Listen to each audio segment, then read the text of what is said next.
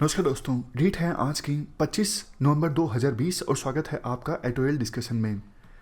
3 issues आज हम discuss करेंगे, 2 हिंदू के और एक इंडियन एक्सप्रेस का। इंडियन एक्सप्रेस का आर्टिकल हम डिस्कस करेंगे सी राजा मोहन का, गल्फ रीजन और वेस्टर्न इंडियन ओशन की बढ़ती इंपॉर्टेंस से संबंधित। दूसरा आर्टिकल हम हिंदू का डिस्कस करेंगे, इंडियन बैंकिंग में कॉर्पोरेट हाउसेस की एंट्री से संबंधित। और सबसे लास्ट में पाकिस्तान के अगेंस्ट डिप्लोमेटिक ऑफेंसिव से संबंधित आर्टिकल को हम डिस्कस करेंगे। चलिए डिस्कशन स्टार्ट करते हैं। First important article, gulf region में हो रहे स्ट्रक्चरल चेंजेस और गल्फ रीजन की इंडिया के लिए बढ़ती इंपॉर्टेंस से संबंधित है। आप जनरल स्टडी पेपर 2 के इस टॉपिक से आर्टिकल को रिलेट कर सकते हो। ये एस्पेक्ट्स हम इस आर्टिकल में कवर करेंगे। सबसे पहले बात करते हैं कंटेक्स्ट की। हमारे विदेश मंत्री एस जयशंकर वो इस हफ्ते 3 देशों की यात्रा पर जा रहे हैं, यूएई, बहरीन और सेशल्स। सेशल्स वैसे देखो गल्फ में नहीं आता है, इंडियन ओशन में आता है। पिछले 6.5 सालों में यानी प्रधानमंत्री मोदी के कार्यकाल में देखो फॉरेन पॉलिसी के मामले में इंडिया ने गल्फ रीजन को और इंडियन ओशन रीजन को काफ़ी ज़्यादा प्रायोरिटी दी है। और वैसे उससे पहले कि हम बात करें, इंडिया के पॉलिसी मेकर्स ने गल्फ रीजन को as a source of oil and labour export के डेस्टिनेशन के तौर पर देखा। मतलब गल्फ रीजन एक ऐसा रीजन जहां से ऑयल को इंपोर्ट किया जा सकता है और जहां पे इंडिया की लेबर जाके काम कर सकती है। यह नजरिया था इंडियन पॉलिसी मेकर्स का गल्फ रीजन के प्रति। नाम यहां पे लिया जाता है वैसे इंडियाज मर्केंटलिज्म। मर्केंटलिज्म मतलब एक ऐसी इकोनॉमिक पॉलिसी जो चाहती है कि किसी देश का इंपोर्ट कम से कम हो और एक्सपोर्ट ज्यादा से ज्यादा हो। इंडिया की अप्रोच गल्फ रीजन के प्रति दशकों तक ब्यूरोक्रेटिक थी। मतलब इंडिया की अप्रोच ऐसी थी कि ठीक है, ऑयल इंपोर्ट कर लो और लेबर एक्सपोर्ट कर लो, इससे ज़्यादा कुछ नहीं, आपस में पॉलिटिकल कोऑपरेशन नहीं होगा, ऐसा इंडिया का मानना था। क्योंकि इंडिया गल्फ रीजन को पाकिस्तान के चश्मे से देखता था। इंडिया को लगता था कि अरे ये गल्फ कंट्रीज जो है ना, ये मुस्लिम देश हैं, ये पाकिस्तान के ही दोस्त हैं, इनकी हमारे साथ दोस्ती नहीं हो सकती। जबकि देखो दूसरी तरफ ये गल्फ रीजन वाले चाहते थे कि पाकिस्तान से हटके इंडिया के साथ एक इंडिपेंडेंट रिलेशनशिप हमारी हो, लेकिन ऐसा नहीं हुआ। बट पिछले कुछ सालों में इंडिया की जो दोस्ती है गल्फ कंट्रीज के साथ काफ़ी ज़्यादा मजबूत हुई है। खास करके पिछले 10-15 सालों की हम बात करें, 2000 के बाद की बात कर लो आप। 2006 में सऊदी अरेबिया के साथ इकोनॉमिक पार्टनरशिप वाला एग्रीमेंट साइन हुआ था। उसके बाद 2010 में भी एग्रीमेंट साइन हुआ था। तो पिछले 20 सालों में गल्फ कंट्रीज के साथ इंडिया की रिलेशनशिप काफ़ी ज़्यादा मजबूत हुई है। इसके बाद देखो आर्टिकल में एक टर्म का इस्तेमाल किया जाता है जो कि है खलीजी कैपिटलिज्म।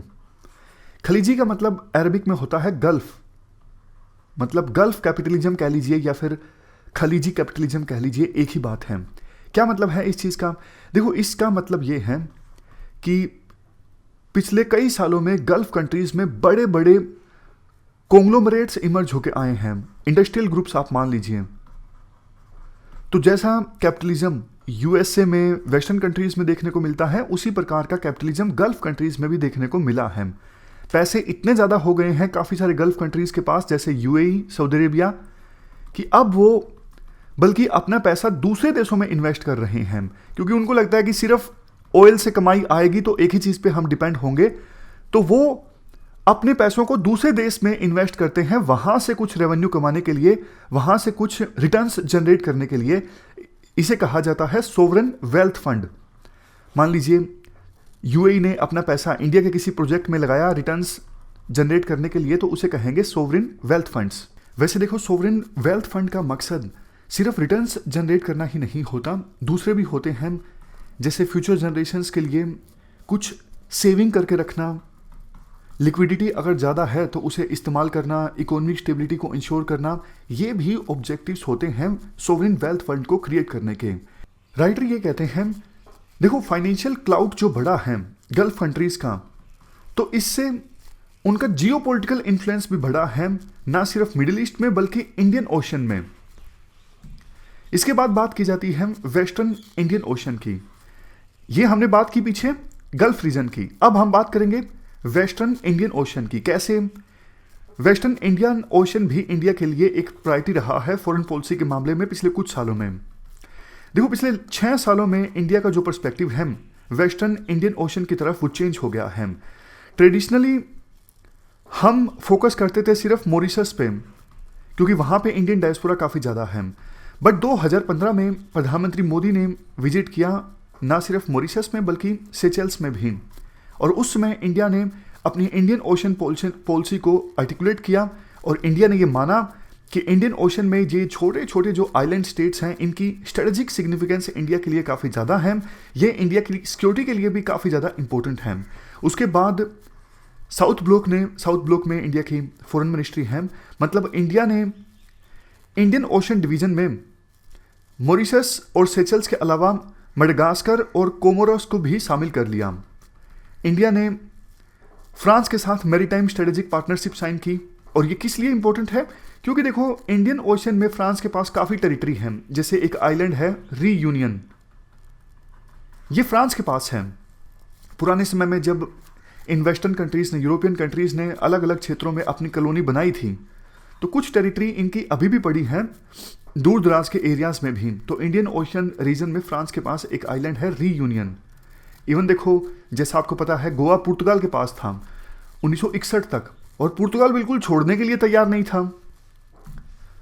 इसके बाद आर्टिकल में कहा जाता है इंडिया इंडियन ओशन कमीशन में भी अब एक ऑब्जर्वर बन गया है। इसके साथ साथ एक जिबूती कोड ऑफ कंडक्ट है, ये रीजनल फ्रेमवर्क है पायरेसी के अगेंस्ट कोऑपरेशन करने के लिए गल्फ कंट्रीज के बीच, हॉर्न ऑफ अफ्रीकन कंट्रीज के बीच और ईस्ट अफ्रीकन कंट्रीज के बीच। ये हॉर्न ऑफ अफ्रीकन कंट्रीज हैं, जैसे अरिट्रिया, इथोपिया और जिबूती, ये सब देश आते हैं हॉर्न ऑफ अफ्रीका में। तो गल्फ के बीच, हॉर्न ऑफ अफ्रीका और ईस्ट अफ्रीकन कंट्रीज के बीच कोऑपरेशन होता है पायरेसी के against Djibouti code of conduct में, और इंडिया भी अब इसका ऑब्जर्वर बन गया है। तो इन पॉइंट्स की सहायता से राइटर कहते हैं कि इंडियन ओशन रीजन में जो देश आते हैं उन पर भी इंडिया ने काफ़ी ज़्यादा फोकस किया है पिछले 6 सालों में। अब बात करते हैं राइटर खास करके गल्फ कंट्रीज़ पर, कि जो हमारे विदेश मंत्री जाएंगे यूएई और बहरीन में, उसकी सिग्निफिकेंस क्या है। एक एक करके 5 पॉइंट्स हैं, उन सबको हम डिस्कस करेंगे। पहला पॉइंट देखो, कोविड-19 की महामारी के बाद इस पूरे रीजन में इकोनॉमिक इंस्टेबिलिटी काफ़ी आई है। ये देश जैसे यूएई, सऊदी अरेबिया अब ये प्लान कर रहे हैं कि लोकल लोगों को रोजगार ज़्यादा दिया जाए बजाय कि बाहर से आने वाले लोगों को देने के। आपको जैसा पता है, इंडियन मूल के बहुत सारे लोग यहाँ पर काम करते हैं। अकेले यूएई में ऑलमोस्ट 30 लाख भारतीय मूल के लोग हैं।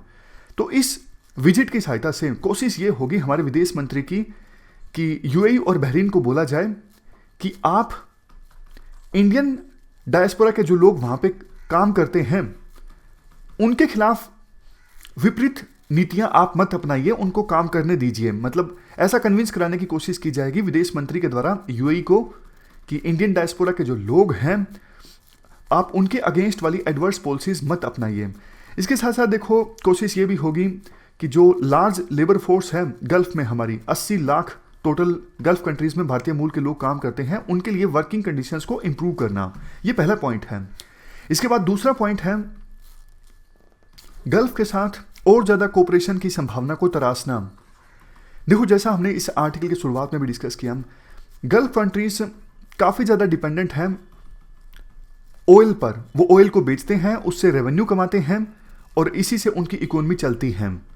बट अब गल्फ कंट्रीज ये चाहते हैं कि देखो, सिर्फ ऑयल पे अगर हम डिपेंड रहेंगे अपनी इकोनॉमी के लिए, कल को बहुत नुकसान हो सकता है। तो गल्फ कंट्रीज अब अपनी इकोनॉमीज को डाइवर्सिफाई करने में लगे हुए हैं कि थोड़ा बहुत पैसा हम दूसरे सेक्टर्स से भी कमाएं। इसलिए गल्फ कंट्रीज नए नए अलग अलग तरह के प्रोजेक्ट्स में इन्वेस्ट कर रही हैं, जैसे renewable energy, higher education, technological innovation, smart cities, space commerce. और इनमें से काफ़ी सेक्टर्स ऐसे हैं जिनमें इंडिया की एक्सपर्टीज है। तो उन सेक्टर्स में काफ़ी कोऑपरेशन की संभावना है इंडिया और गल्फ कंट्रीज के बीच। इसके अलावा देखो, जैसा हमने डिस्कस किया कि गल्फ कंट्रीज के पास पैसा ज़्यादा है, वो इन्वेस्ट भी करना चाहते हैं दूसरे देशों में, for example sovereign wealth funds के थ्रू, और इंडिया को इन्वेस्टमेंट चाहिए। तो इस मामले में भी कोऑपरेशन की काफ़ी ज़्यादा संभावना है। प्रधानमंत्री मोदी ने यूएई में विजिट किया था 2015 में, और उस समय अबू धाबी ने कमिट किया था कि $75 बिलियन हम इन्वेस्ट करेंगे इंडिया में। इसके बाद बात करते हैं तीसरे पॉइंट की देखो, जैसा हमने डिस्कस किया कि गल्फ कंट्रीज का जो फाइनेंशियल क्लाउड बढ़ा है, इनकी जो फाइनेंशियल पावर बढ़ी है, इनकी इकोनॉमी स्ट्रांग हुई है, इसका असर गल्फ कंट्रीज के जियोपॉलिटिकल इन्फ्लुएंस में भी देखने को मिला है। जियोपॉलिटिकल इन्फ्लुएंस मतलब गल्फ कंट्रीज आज के समय में मिडिल ईस्ट में एक ब्रॉडर पॉलिटिकल नैरेटिव को शेप कर रही हैं। आपने देखा कि इस प्रकार से यूएई और बहरीन ने अब अपने रिश्ते इजराइल के साथ पूरी तरह से नॉर्मलाइज कर लिए हैं। क्या कुछ समय पहले तक आप ऐसा सोच सकते थे? नहीं। वैसे तो देखो, काफ़ी सारे रीजंस हैं कि गल्फ कंट्रीज अब इजराइल के साथ रिश्तों को क्यों नॉर्मलाइज कर रही हैं, लेकिन उनमें से एक रीज़न ये भी है कि अब फर्क नहीं पड़ता गल्फ कंट्रीज को, क्योंकि गल्फ कंट्रीज इकोनॉमिकली काफ़ी ज़्यादा मजबूत हैं। और भी रीजंस हैं, जैसे कॉमन दुश्मन दोनों का ईरान है, यूएसए फैसिलिटेट करवा रहा है इनके बीच में दोस्ती। खैर, इसके बाद चौथा पॉइंट ये है, गल्फ कंट्रीज की जो एबिलिटी है रीजनल कन्फ्लिक्ट्स को इन्फ्लुएंस करने की, वो भी काफ़ी ज़्यादा बड़ी है। अफगानिस्तान से लेके लेबनान, लीबिया से लेके सोमालिया, ये जो रीजनल कन्फ्लिक्ट्स हैं, इनकी आउटकम को इन्फ्लुएंस करने की, जैसे बातचीत को फैसिलिटेट करवाना, ये एबिलिटी गल्फ कंट्रीज की काफ़ी ज़्यादा बड़ी है पिछले कुछ सालों में। और खलीजी कैपिटल यानी गल्फ कैपिटल का वेट काफ़ी ज़्यादा बड़ा है इंडियन ओशन में कई तरह से। इसका मतलब ये है, इंडियन ओशन में ये छोटे छोटे जो आइलैंड स्टेट्स हैं, उनमें काफ़ी ज़्यादा इन्वेस्ट किया जा रहा है इन गल्फ कंट्रीज के द्वारा। गल्फ कंट्रीज आज के समय में अपने फ्रेंडली कंट्रीज को, जो इनके दोस्त देश हैं, उनको इकोनॉमिक और सिक्योरिटी असिस्टेंस देते हैं, वहाँ पर पोर्ट बिल्ड करते हैं, इंफ्रास्ट्रक्चर बिल्ड करते हैं, मिलिट्री बेसिस को एक्वायर करते हैं, और अगर लड़ाई चल रही हो दो या दो से अधिक पार्टीज के बीच, वहाँ पे पीस को फैसिलिटेट करते हैं। तो इन एग्जाम्पल्स की सहायता से आप देख सकते हो कैसे एबिलिटी जो है वो बढ़ी है गल्फ कंट्रीज की पिछले कुछ सालों में। यूएई देखो, आज के समय में इंडियन ओशन रिम एसोसिएशन का चेयरमैन है और इंडिया के साथ काम करने को इच्छुक है जॉइंट इंफ्रास्ट्रक्चर प्रोजेक्ट्स को डेवलप करने में। तो इंडिया को भी उतनी ही तत्परता दिखानी होगी सऊदी अरेबिया और यूएई, बाकी इसके अलावा बाकी गल्फ कंट्रीज के साथ मिल के काम करने के लिए। पांचवा पॉइंट है, देखो एक चीज जिस पर इंडिया ने अभी तक ध्यान नहीं दिया है। पहले इंडिया को यह लगता था ये जो गल्फ कंट्रीज हैं, यहां पे मोनार्की है और ये काफी ज्यादा यहां पर कंजर्वेटिव सोसाइटी है, और इवन सरकार भी सोसाइटी में रिफॉर्म लाने को लेकर ज्यादा उत्साहित नहीं है। बट देखो, अब ऐसा नहीं है। अब जो ये गल्फ कंट्रीज की सरकारें हैं, बेशक मोनार्कीज हों, इन्होंने सोशल रिफॉर्म्स लाने पर काफ़ी फोकस किया है। जैसे महिलाओं को ज़्यादा राइट्स दिए गए हैं, रिलीजियस फ्रीडम ज़्यादा दी गई है पहले की अपेक्षा करते, टॉलरेंस को प्रमोट किया जा रहा है, और एक नेशनल आइडेंटिटी डेवलप की जा रही है जो कि धर्म से इतर है, धर्म से अलग है। और इस मामले में यूएई तो देखो लीडर साबित हुआ है। अगर हम बात करें कि यूएई ने कौन कौन से चेंजेस अनाउंस किए हैं इस महीने, आप देख सकते हो। पहले क्या होता था, शराब पीना ये एक क्रिमिनल एक्टिविटी थी यूएई में, बट अब इसे डीक्रिमिनलाइज कर दिया गया है। अनमैरिड कपल्स भी साथ रह सकते हैं, उनको परमिशन मिलेगी। और महिलाओं के अगेंस्ट जो क्राइम होते हैं, ओनर क्राइम्स की हम बात कर रहे हैं, जैसे इंडिया में ओनर किलिंग होती है, उसी प्रकार से इन गल्फ कंट्रीज में महिलाओं के अगेंस्ट ओनर क्राइम होते हैं। ओनर को बचाने के नाम पे महिलाओं पर एट्रोसिटीज की जाती हैं। तो अगर ऐसा होता है तो इसे भी क्रिमिनलाइज अब कर दिया गया है, यानी ओनर के नाम पे कोई भी महिला पर अत्याचार नहीं कर सकता। इसके अलावा यूएई ने लॉन्ग टर्म वीजा का भी प्रोविजन किया है। तो ये सारे रिफॉर्म्स यूएई लेके आया है इस महीने की शुरुआत में।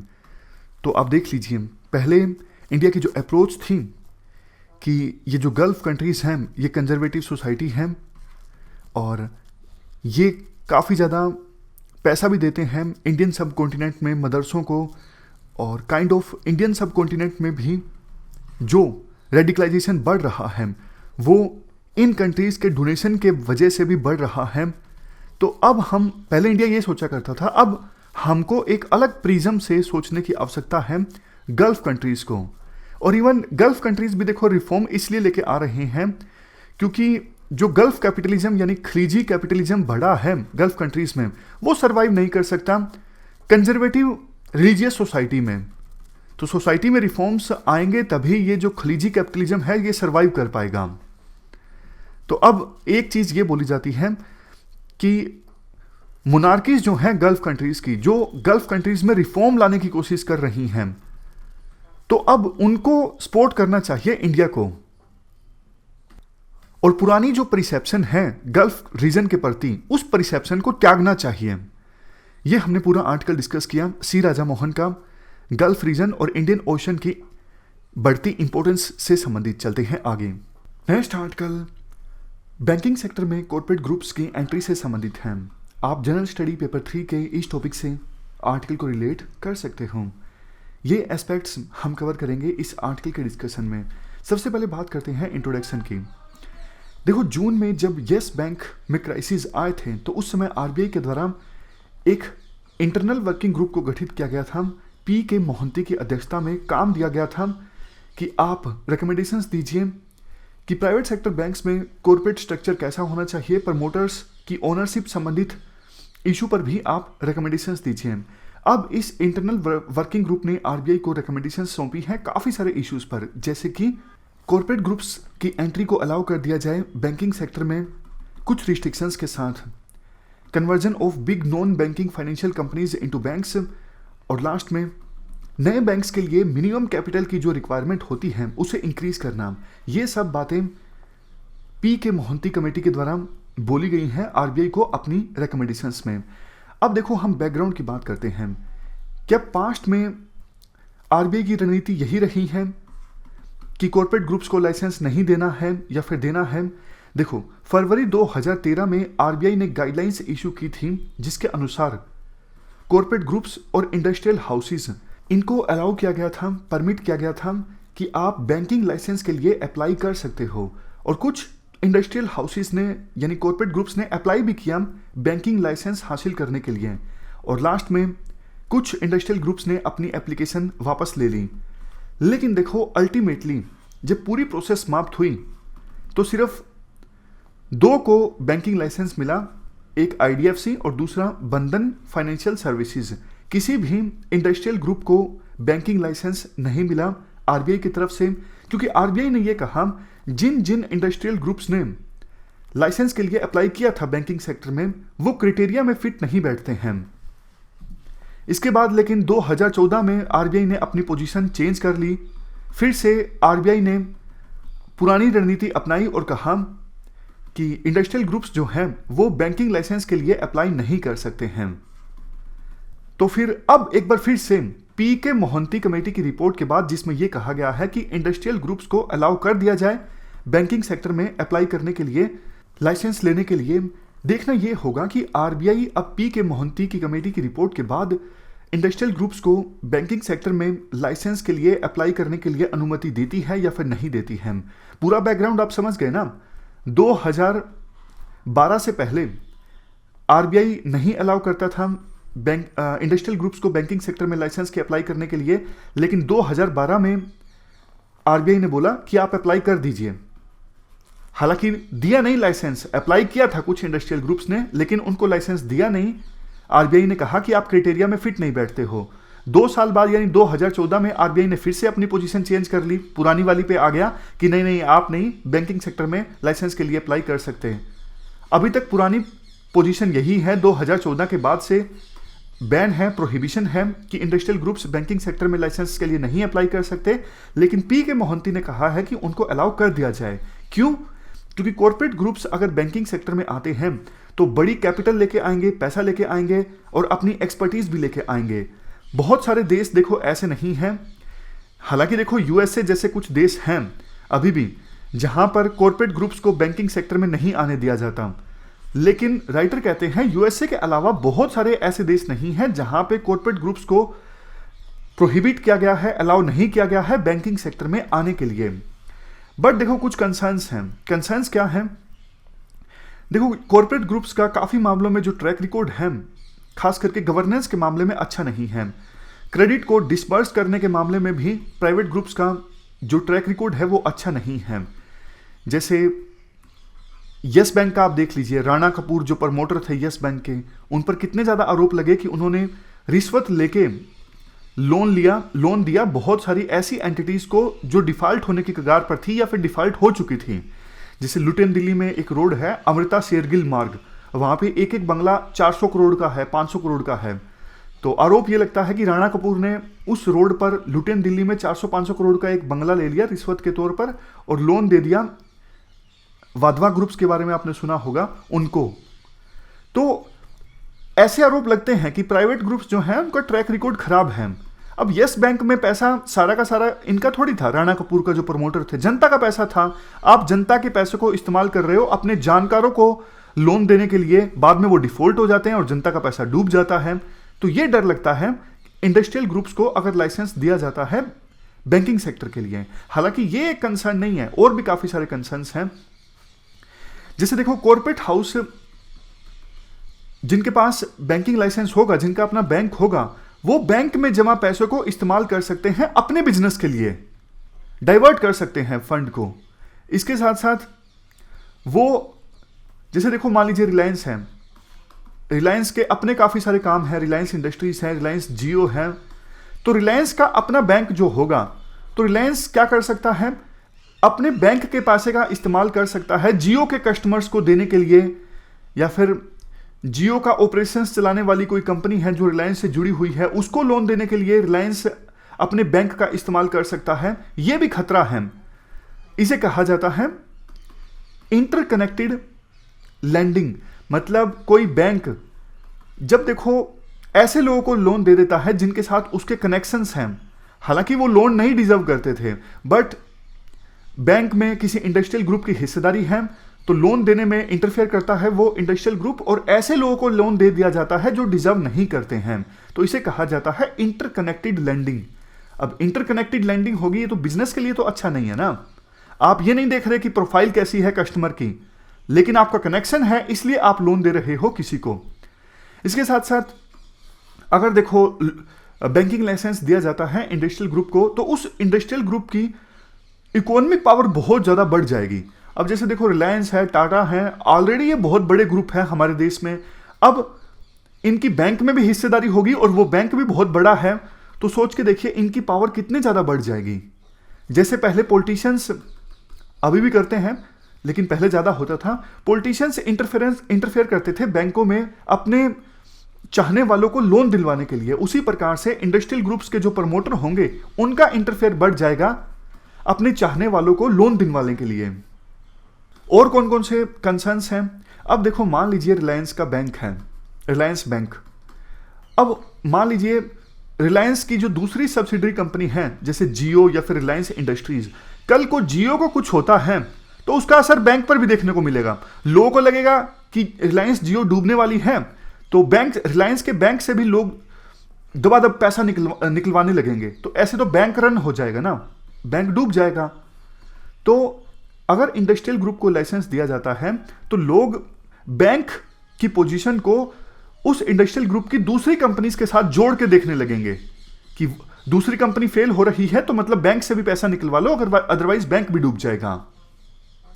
इसके बाद आर्टिकल में स्पेशली इंटरकनेक्टेड लैंडिंग से संबंधित कुछ कंसर्न्स बताए जाते हैं। अगर इंटरकनेक्टेड लैंडिंग, आपको पता है इंटरकनेक्टेड लैंडिंग क्या होता है, कनेक्शंस के आधार पर लैंडिंग दी जाती है, ना कि कस्टमर्स की प्रोफाइल को देखते हुए। तो अगर कॉर्पोरेट ग्रुप्स को बैंकिंग लाइसेंस मिलता है और वो कॉर्पोरेट ग्रुप फिर इंटरकनेक्टेड लैंडिंग को अंजाम देता है, तो इसको लेके क्या कंसर्न्स हैं? सबसे पहला देखो, ये कॉर्पोरेट ग्रुप जिनका शेयर होगा बैंक में, इनकी पावर इतनी ज्यादा होगी कि हमारे देश में वेरियस जो लॉ इन्फोर्समेंट एजेंसीज हैं वो पनिश नहीं कर पाएंगे उन इंडस्ट्रियल ग्रुप्स को, क्योंकि इन कॉर्पोरेट हाउसेस का, जैसे देखो रिलायंस का, टाटा का, इनका पॉलिटिकल क्लाउट भी ज्यादा होता है, पॉलिटिकल लीडर्स के साथ इनके कनेक्शन बहुत होते हैं। नेक्स्ट कंसर्न देखो, आरबीआई तभी रिएक्ट कर सकेगा जब इंटरकनेक्टेड लैंडिंग हो चुकी है। भाई रिलायंस ने अपनी ही किसी दूसरी एंटिटी को लोन दे दिया है, तो होने के बाद आरबीआई रिएक्ट कर सकेगा, आरबीआई इसे प्रिवेंट नहीं कर सकेगा। नेक्स्ट कंसर्न देखो, बाद में आरबीआई रिएक्ट करता भी है, उस बैंक के खिलाफ एक्शन लेता भी है, तो फिर लोग बैंक से ना एकदम से पैसा निकलवाने लगते हैं, तो बैंक की पोजीशन और ज्यादा खराब हो जाती है।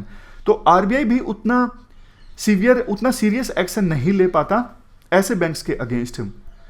और जैसा हमने पहले डिस्कस किया, रेगुलेटर देखो फॉर एग्जांपल इस केस में आरबीआई, ये बड़े बड़े इंडस्ट्रियल ग्रुप्स रेगुलेटर की बात मानते नहीं है। जैसे ट्राई की बात इतनी मानी नहीं जाती एयरटेल और दूसरी टेलीकॉम कंपनीज के द्वारा, लेकिन इस केस में आरबीआई का जो कद है अभी तक हमारे देश के फाइनेंशियल सेक्टर में बहुत ज्यादा इंपॉर्टेंट है।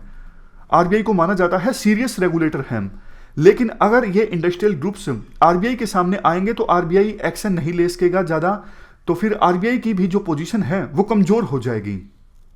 इसके बाद देखो आर्टिकल में कहा जाता है कि बैंकिंग सेक्टर में कॉर्पोरेट ग्रुप्स को अलाउ नहीं किया गया है, लेकिन जो नॉन बैंकिंग फाइनेंशियल कंपनीज हैं वहां पर अभी कॉर्पोरेट ग्रुप्स को ओनरशिप की इजाजत दी गई है।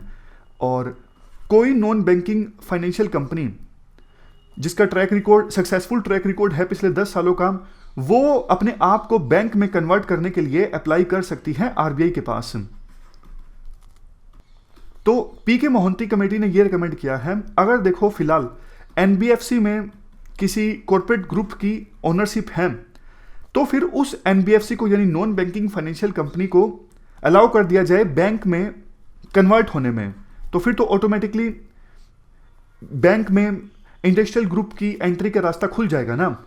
तो ये एक आसान रूट भी है जिसकी सहायता से कॉर्पोरेट ग्रुप बैंकिंग सेक्टर में अलाउ एंटर कर सकते हैं कि पहले एनबीएफसी आप चलाओ, 10 सालों तक सक्सेसफुल ट्रैक रिकॉर्ड होना चाहिए, और 10 सालों तक सक्सेसफुली चलाने के बाद फिर आप अप्लाई कर दो आरबीआई के पास कि भाई हमारी जो एनबीएफसी है इसे बैंक में कन्वर्ट कर दो। इसके बाद डिफरेंस की भी बात की जाती है कि एनबीएफसी में कॉर्पोरेट ओनरशिप का होना और दूसरी तरफ बैंक में कॉर्पोरेट ग्रुप की ओनरशिप का होना, डिफरेंस क्या है? डिफरेंस देखो ये है, बैंकों में जो भी स्टेक होल्डर्स होते हैं उनको सरकार के द्वारा एक पब्लिक सेफ्टी नेट दिया जाता है। जैसे आपका पैसा है अभी किसी भी बैंक में, तो सरकार ने सेफ्टी नेट दे के रखा है कि 5 लाख तक का आपका जो डिपॉजिट है उसकी गारंटी हम देते हैं कि आपका पैसा डूबने हम नहीं देंगे। अगर बैंक डूब भी जाता है तो आपका जितना भी डिपॉजिट है 5 लाख तक की डिपॉजिट की गारंटी हम आपको देते हैं। लेकिन एनबीएफसी में इस प्रकार की कोई गारंटी सरकार के द्वारा नहीं दी जाती है। लास्ट में कुछ दूसरे कंसर्न्स हैं। कंसर्न क्या, ये एक प्रकार से सजेशन है। देखो कॉर्पोरेट ग्रुप कोई जरूरी नहीं कि इस बात में इंटरेस्टेड होंगे कि वो अपना एक नया अलग से बैंक ओपन करें। कॉर्पोरेट ग्रुप्स को एंकरेज किया जाए कि वो ऑलरेडी पब्लिक सेक्टर बैंक्स हैं उनमें इन्वेस्ट करें, क्योंकि पब्लिक सेक्टर बैंक्स की जो हालत है वो खस्ता है, उनको कैपिटल की आवश्यकता है, गवर्नमेंट सारा कैपिटल नहीं प्रोवाइड कर सकती है। तो कॉर्पोरेट ग्रुप्स अगर बैंकिंग सेक्टर में एंटर करते हैं तो उनको एंकरेज किया जाए कि आप पब्लिक सेक्टर बैंक्स में इन्वेस्ट कीजिए, ताकि पब्लिक सेक्टर बैंक्स में भी थोड़ा बहुत प्राइवेटाइजेशन आए और उनकी जो कार्यप्रणाली है, उनकी जो गवर्नेंस है, उनमें इंप्रूवमेंट हो। कंक्लूजन में राइटर के द्वारा यह कहा जाता है, देखो आप बेसिक अलाउ कर दो कॉर्पोरेट ग्रुप्स की एंट्री को बैंकिंग सेक्टर में, लेकिन पहले आप सारे मैकेनिज्म तैयार कर लो कि इंटरकनेक्टेड लैंडिंग होगी तो उससे आप कैसे निपटोगे। ये सारी चीजें पहले से आप रेगुलेशन टाइट रखोगे तो फिर आप अलाउ कर सकते हो कॉर्पोरेट ग्रुप्स की एंट्री को बैंकिंग सेक्टर में, अदरवाइज फिर मुश्किल हो जाएगा। तो ये हमने पूरा आर्टिकल डिस्कस किया। चलते हैं आगे। नेक्स्ट आर्टिकल टेररिज्म के अगेंस्ट एक्शन से संबंधित है। आप जनरल स्टडी पेपर 3 के इस टॉपिक से आर्टिकल को रिलेट कर सकते हो। क्या कंटेस्ट है? देखो जम्मू एंड कश्मीर में 4 आतंकवादियों को मार गिराया सिक्योरिटी फोर्सेस के द्वारा।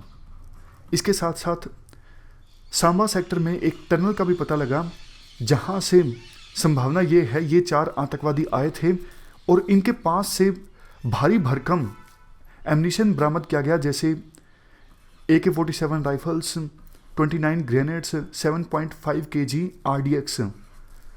सिक्योरिटी एजेंसीज के द्वारा ये कहा जा रहा है इन आतंकवादियों का प्लान था जम्मू एंड कश्मीर में जो डेमोक्रेटिक प्रोसेस स्टार्ट हुई है उसे डिसरप्ट करना, इसके साथ साथ कोई आतंकवादी हमला करना 26/11 के मौके पर।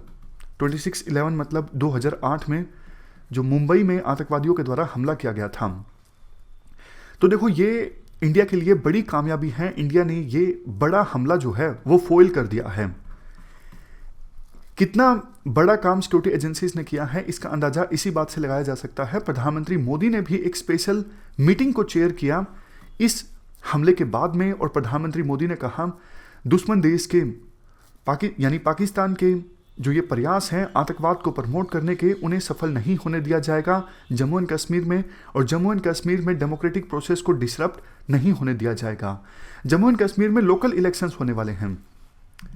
इसके बाद देखो एक डिप्लोमेटिक ऑफेंसिव भी इंडिया ने लॉन्च किया पाकिस्तान के अगेंस्ट। डिप्लोमेटिक ऑफेंसिव मतलब इंडिया में वेरियस कंट्रीज के जो डिप्लोमेट्स हैं, एम्बेसडर्स हैं, उनको सूचित किया गया हमारे फॉरेन सेक्रेटरी हर्ष श्रृंगला के द्वारा इस एनकाउंटर के बारे में। देखो इसके दो मकसद हैं। पहला मकसद तो ये, कल को इंडियन आर्मी एलओसी पर कोई एक्शन लेती है तो विभिन्न कंट्रीज ये माने कि इंडिया का जो एक्शन है वो रिटालिएटरी है, हमने जवाब में ये एक्शन लिया है, और पाकिस्तान से इंडिया को लगातार आतंकवाद का खतरा अभी भी बरकरार है। पाकिस्तान बॉर्डर के उस पार यानी इस पार टेररिज्म को प्रमोट कर रहा है। इसके अलावा देखो दूसरा मकसद ये भी है फॉरेन डिप्लोमेट्स को बताने का इस एनकाउंटर के बारे में कि पाकिस्तान के ऊपर एक प्रेशर क्रिएट किया जा सके। पाकिस्तान ने भी इंडिया के अगेंस्ट एलिगेशंस लगाए हैं कि इंडिया पाकिस्तान में टेररिज्म को प्रमोट कर रहा है। सारे एलिगेशंस फैब्रिकेटेड थे। तो इंडिया पाकिस्तान को एक प्रकार से बताना चाहता था, पाकिस्तान पर प्रेशर क्रिएट करना चाहता है दूसरे देशों के थ्रू कि फाइनेंशियल एक्शन टास्क फोर्स के द्वारा जो एक्शन आपके द्वारा लिया गया है, पाकिस्तान को ग्रे लिस्ट में डाला गया है, और फरवरी 2021 में फैसला लिया जाएगा कि पाकिस्तान को ब्लैक लिस्ट में डाला जाए या फिर नहीं डाला जाए। तो फाइनेंशियल एक्शन टास्क फोर्स के एक्शन से पाकिस्तान नहीं बच सकता इंडिया के खिलाफ आरोप लगा के। अगर वास्तव में Pakistan financial action task force के एक्शन से बचना चाहता है तो आतंकवाद के अगेंस्ट एक्शन लेना होगा। ऐसा प्रेशर इंडिया पाकिस्तान के ऊपर क्रिएट करना चाहता था। ये मकसद था कि दूसरे देशों के डिप्लोमेट्स को बताया जाए इस एनकाउंटर के बारे में और पाकिस्तान की मिस इंटेंशन के बारे में। लास्ट में कंक्लूजन के बारे में कहा जाता है, देखो ये डबल एज स्वॉर्ड है कि दूसरे देशों के डिप्लोमेट्स को हम बताएंगे तो फिर इसका फायदा भी हो सकता है, नुकसान भी हो सकता है। फायदा तो हमने डिस्कस कर लिया, नुकसान क्या हो सकता है? नुकसान ये हो सकता है कल को दूसरे देश इंटरेस्टेड होंगे इंडिया और पाकिस्तान के बीच टेंशंस को कम करने के लिए। फिर इंडिया चाहेगा नहीं कि किसी दूसरे देश का इंटरवेंशन हो, क्योंकि इंडिया को लगता है कि पाकिस्तान के साथ जो रिलेशंस हैं वो बायलैटरल लेवल पे हैंडल किए जाएंगे और दूसरे देश के इंटरवेंशन को नहीं स्वीकार करता इंडिया। तो फिर इंडिया अगर सूचित कर रहा है दूसरे देशों के डिप्लोमेट्स को, कल को वो इंटरेस्टेड होंगे तो फिर इंडिया को ये बोलना पड़ेगा कि नहीं भाई आप बीच में समझौता मत करवाइए, हम अपने आप से हैंडल कर लेंगे। और अप्रोच क्या होनी चाहिए इंडिया की? अप्रोच देखो ये होनी चाहिए, जम्मू एंड कश्मीर में स्टेबल और पीसफुल इन्वायरमेंट रहे और जो डेमोक्रेटिक प्रोसेस स्टार्ट हुई है काफ़ी देरी के बाद, ये आसानी से चले और तेज़ी से चले, क्योंकि अभी तो सिर्फ लोकल लेवल पे इलेक्शंस कंडक्ट हो रहे हैं, असेंबली इलेक्शंस भी कंडक्ट होने चाहिए। इसके साथ साथ बॉर्डर पर इंफ्रास्ट्रक्चर और ज़्यादा मजबूत हो, जैसे सिक्योरिटी एजेंसीज ने इन आतंकवादियों को मार गिराया, तो इसी प्रकार का डिफेंस हम और ज़्यादा मजबूत करें कि आतंकवादी हमला करने में कामयाब हो ही ना पाए। तो ये हमने आर्टिकल डिस्कस किया आतंकवाद के अगेंस्ट एक्शन से संबंधित। हमारी आज की इस डिस्कशन में इतना ही है। आज हमने 3 इश्यूज डिस्कस किए। Thank you very much for discussion.